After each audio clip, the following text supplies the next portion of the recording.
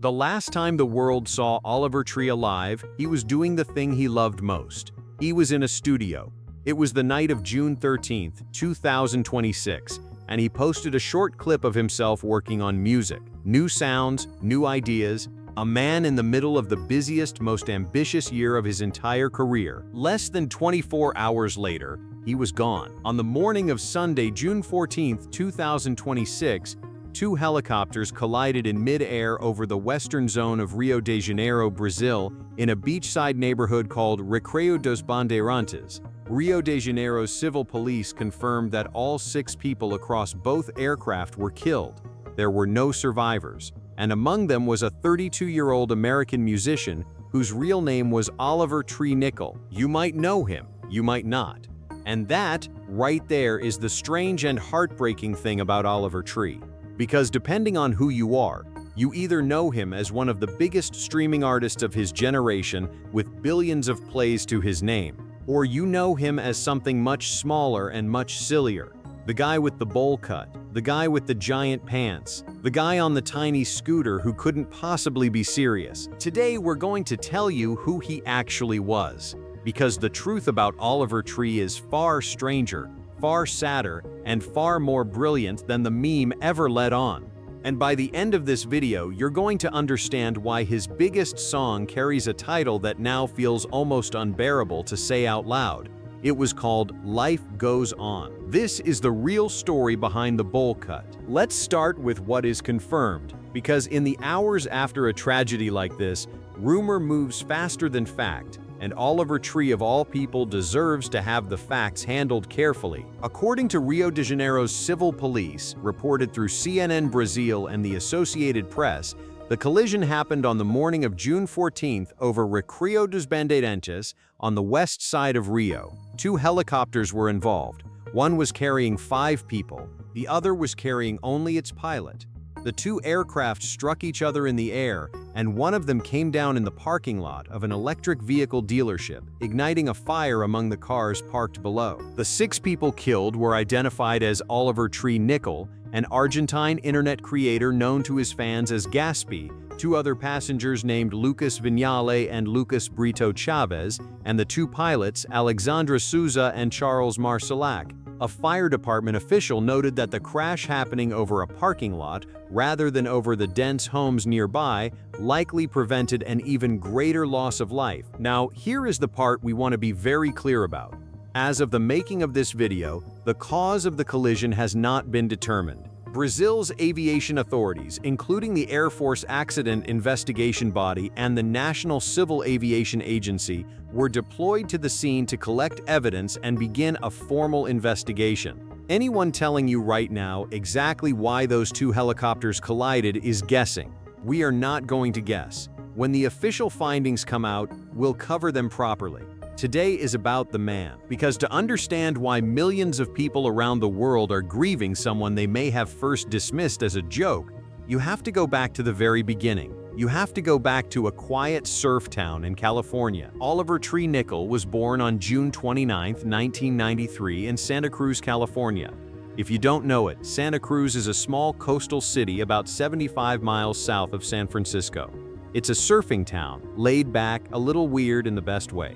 And it produced a kid who, by his own telling, was obsessed with music almost before he could talk. He said he started piano lessons at the age of 3. He claimed he had written an entire album by the age of 6. Now, with Oliver Tree, you always have to leave a little room for exaggeration, because exaggeration was part of his whole act. But the core of it was true. This was a child who lived and breathed sound. As a teenager, he played in a middle school ska band of all things, a band he said was called Irony, which, looking back, is a name that fits him almost too perfectly. He went on to study business at San Francisco State University for a couple of years, and later studied music technology at the California Institute of the Arts.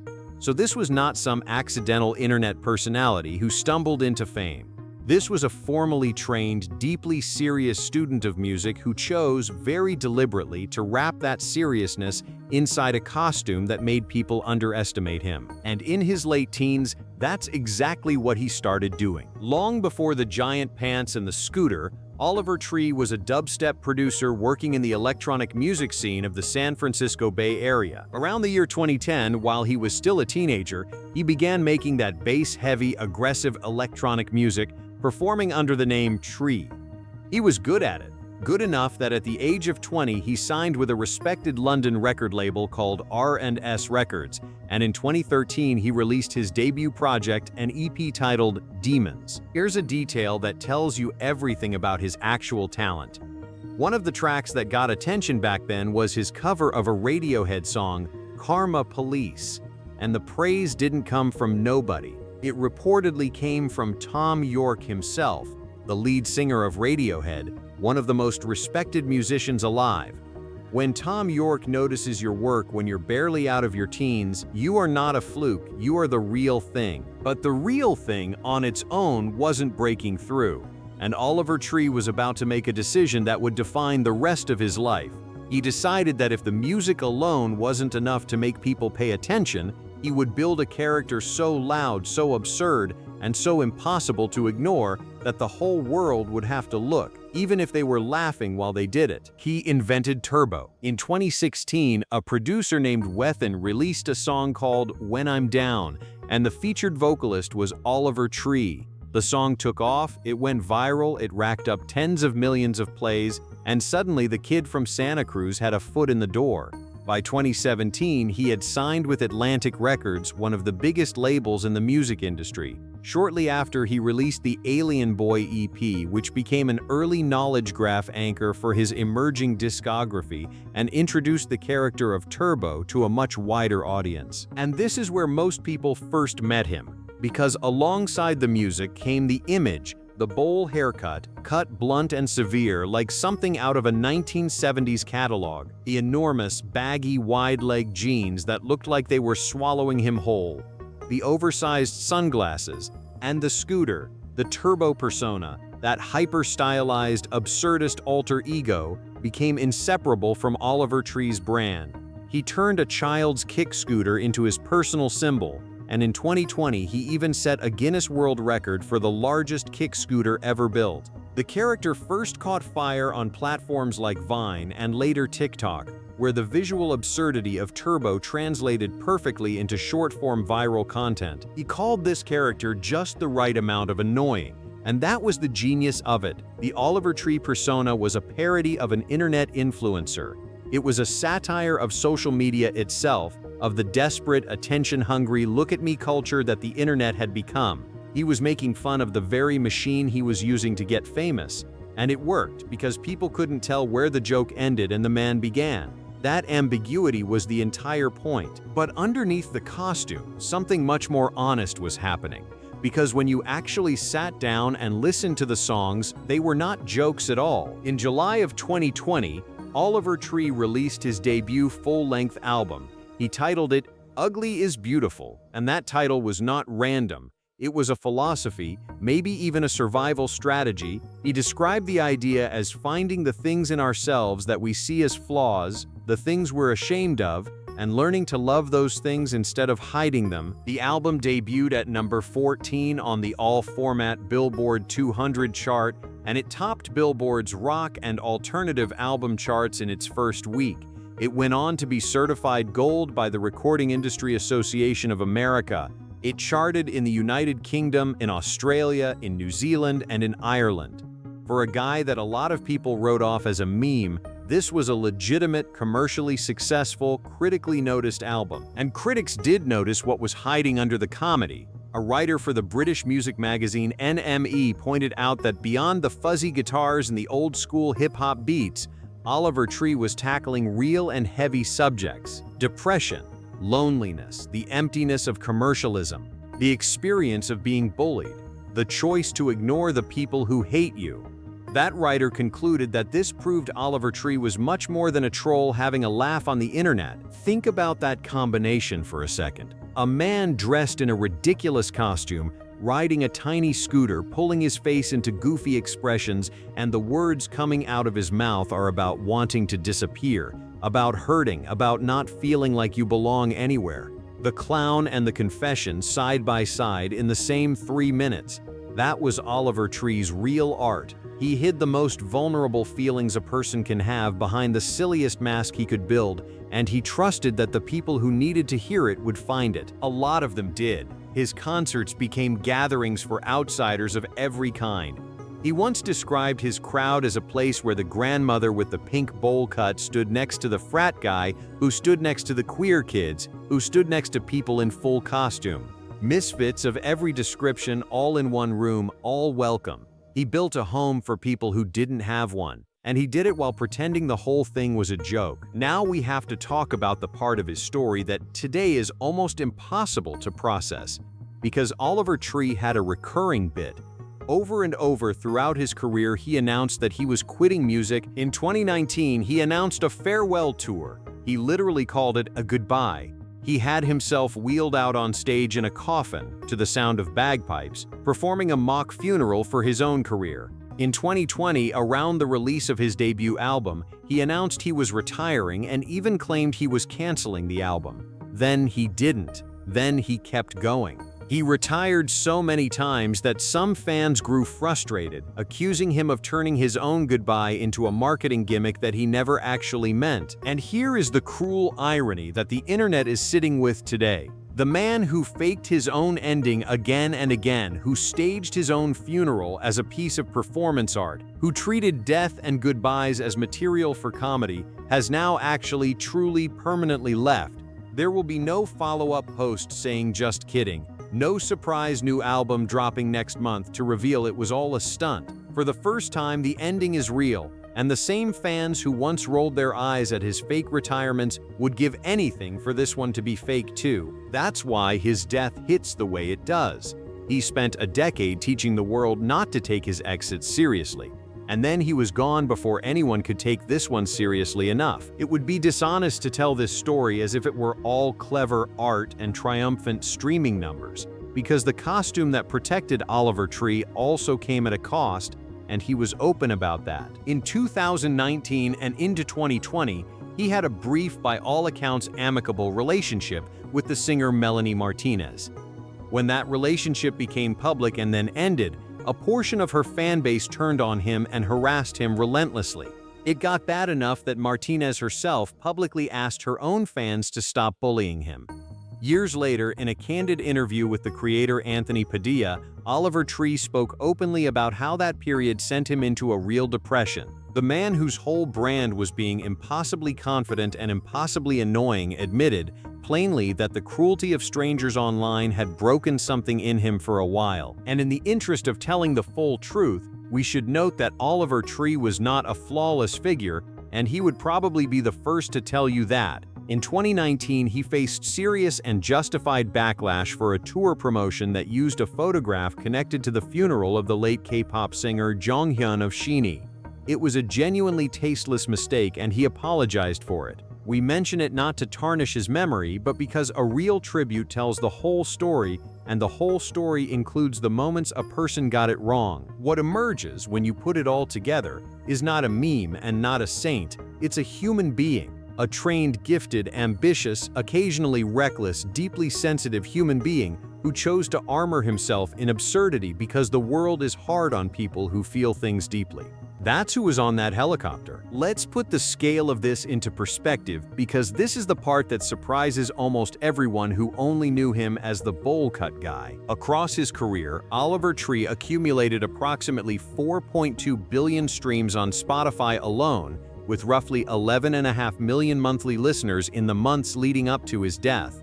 Billion with a B, he had millions of followers across his platforms. Multiple of his songs were certified platinum by the Recording Industry Association of America, including Life Goes On, Miss You, Hurt, and Alien Boy. His collaboration with the German DJ Robin Schulz, a track called Miss You, became one of the biggest songs of his career and climbed to number 4 on Billboard's Dance and Electronic Songs chart in 2022. That song also exploded on TikTok, where a sped-up version went massively viral, introducing him to an entirely new generation of listeners and adding millions of streams almost overnight. And Life Goes On reached number 7 on Billboard's Hot Rock and Alternative Songs chart, and gave him his first appearance on the main Billboard Hot 100. His collaborator network stretched across genres and continents. He worked with the Russian rave band Little Big on Turn It Up, bringing his absurdist energy to a European audience. He appeared on a remix of Let Me Down with Blink 182, connecting him to the pop-punk world that had clearly influenced his sound. And across his catalog, producer Marshmello contributed to the polished electronic sheen that made his songs feel simultaneously nostalgic and modern. These are not meme numbers. These are the numbers of a major recording artist who happened to be wearing a costume that convinced a lot of people not to look closely. And maybe that's the most Oliver Tree thing of all. He became one of the most streamed alternative artists of his era, and he did it while half the audience thought he was kidding. Here's what makes the timing of this so devastating. Oliver Tree was not fading away. He was at a peak. To understand how he got there, you have to trace the full arc of his discography. After Ugly is Beautiful in 2020, he didn't stand still. In 2022, he released Cowboy Tears, a country-influenced project that genuinely surprised people, the dubstep producer from Santa Cruz leaning into twang and heartbreak and somehow making it work. Then in 2023 came Alone in a Crowd, a record that felt more introspective and expansive than anything he had made before. 3 albums in 3 years, each one different. Each one proof that the costume was never the point. And then in April of 2026, just 2 months before his death, he released Love You Madly, Hate You Badly. It was a massive, ambitious project, 17 tracks that he wrote and produced himself. He described recording it over the span of 2 years, traveling across every continent and dozens upon dozens of countries to make it. This was not a man coasting, this was a man pouring everything he had into his most expansive work yet, and to support it he launched what he billed as the world's first world tour. The concept was exactly as grandiose as it sounds, an attempt to perform across more than 30 countries and all 7 continents. The tour kicked off at the end of May 2026 in Mexico City. From there he traveled through South America, playing Santiago, playing Buenos Aires, and on June 6th, performing in São Paulo, Brazil. He was, by every visible sign, having the time of his life. In the days before the crash, he was posting joyful content from Brazil, soaking up the country during a period of national celebration. He shot a playful video of himself experiencing Brazil as a wide-eyed foreigner. And then, on the night of June 13th, that final post from the studio, a man still creating, still chasing the next sound, still completely restlessly alive. The European leg of the tour was set to continue in early July, with a show in Lisbon, Portugal, and more dates planned across the United States, Europe, Australia, and Asia. Those shows will never happen now. The tour that was meant to be the first of its kind became, instead, the last thing he ever built. Before we close, it's important to remember that Oliver Tree was not the only person lost in this tragedy, and his fame should not erase the others. The crash also took the life of a beloved Argentine internet creator who went by the name Gaspi, real name Gaspar Prim, a young man with his own devoted following across Latin America who was, by the accounts of his fans, full of the same joy and creative energy. It took 2 other passengers, Lucas Viñali and Lucas Brito Chavez, and it took both pilots, Alexandra Souza and Charles Marcelac. 6 lives, 6 families, 6 communities now grieving on opposite ends of the world, connected forever by a single terrible mourning over Rio de Janeiro. For the fans across Brazil, Argentina, Mexico, and all of Latin America who had embraced Oliver Tree as one of their own, and who were celebrating his presence in their part of the world just days ago, this loss is layered and deep. He died in a place that loved him, surrounded by creative people, doing the thing he came there to do. So let's go back to that title, Life Goes On. When he wrote it, it was a song about resilience, about getting knocked down, about heartbreak and disappointment and the grinding difficulty of just existing, and about the stubborn truth that no matter how bad it gets, the world keeps turning and you keep moving. It was, in its strange way, a hopeful song dressed up in his usual melancholy. It told millions of struggling listeners that whatever they were going through, they would make it to the other side. And now the man who wrote those words is gone at 32, and the words mean something different. because for everyone who loved him, life does have to go on. Without the new music he was making in that studio the night before he died, without the rest of that impossible world tour, without the next ridiculous costume, the next fake retirement, the next moment where you couldn't tell if he was joking. But here's the thing about an artist. They leave the part of themselves that mattered most right there in the work, where you can always find it again. The bowl cut and the scooter were the joke, the songs were the truth.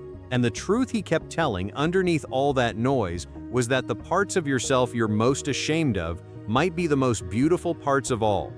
That it's okay to be a misfit, that there's a place for you, that even when everything hurts, life goes on. Oliver Tree spent his whole career pretending to say goodbye. He never really meant it, until the one time he didn't get to choose. So maybe the kindest thing we can do is refuse to let this be the goodbye he always faked. Go listen to the music. Really listen this time.